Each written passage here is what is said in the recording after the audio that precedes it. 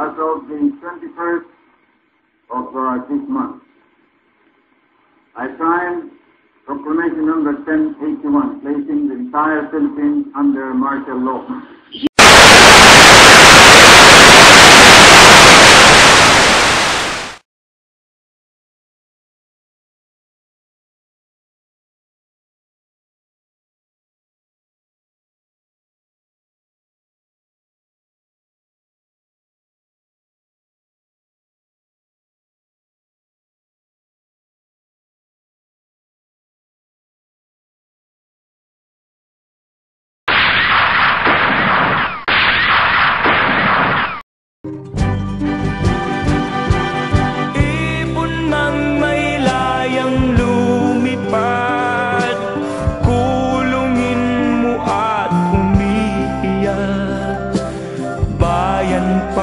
Kayang sakdal nila ang di magnasang makaalpas.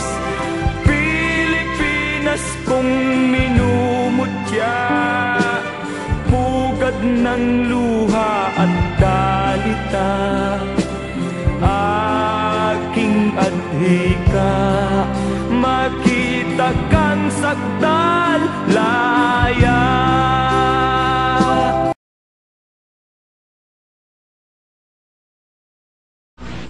I admit that I have no experience in cheating, stealing, lying, or assassinating political opponents.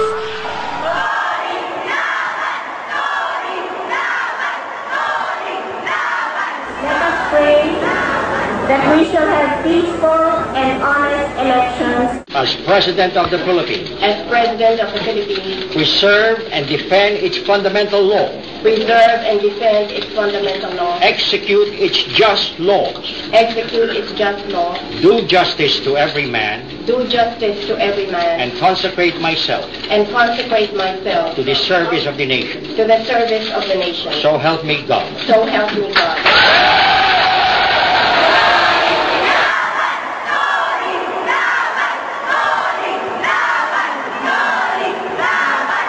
3 years ago, I left America in grief to bury my husband, Ninoy Aquino. I thought I had left it also to lay to rest his restless dream of Philippine freedom. Today, I have returned as the president of a free people.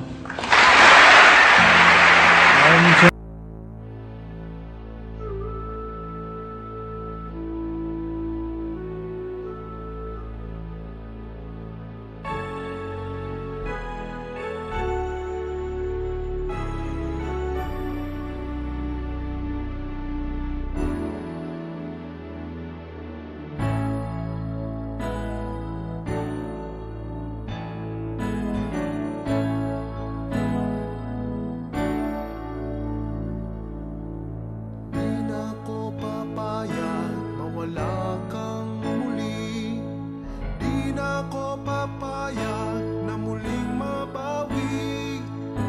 Ating kalayaan kay tagal na nating mithi, di na papayagang mabawi muli. Magkakapit-bisig ang libo-libong tao, kay sarap palang maging Pilipino, sama-sama isang at hikain, kailan may di na paaalipin. Handog ng Pilipino sa mundo, mapayapa para ang pagbabago, katotohanan, kalayaan, katarungan, ay kayang makamit na walang dahas, basta't magkaisa tayong lahat. Ikaw at ako,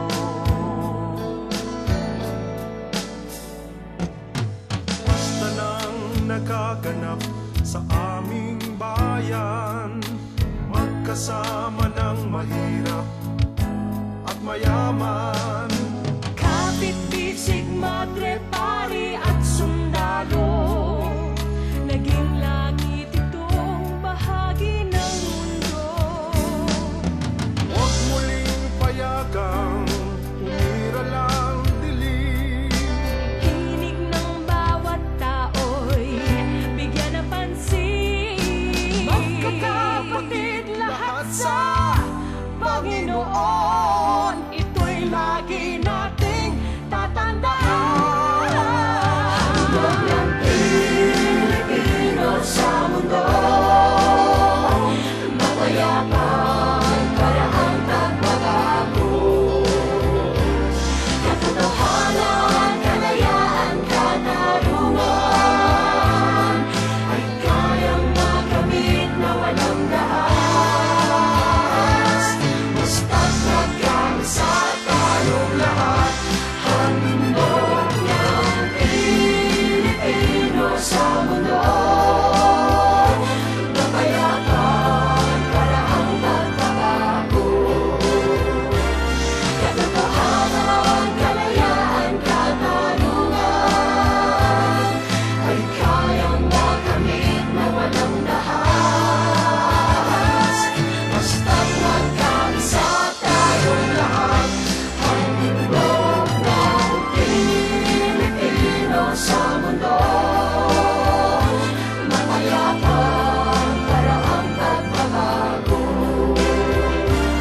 Katotohanan, kalayaan, katarungan ay kayang makamit na walang dahas.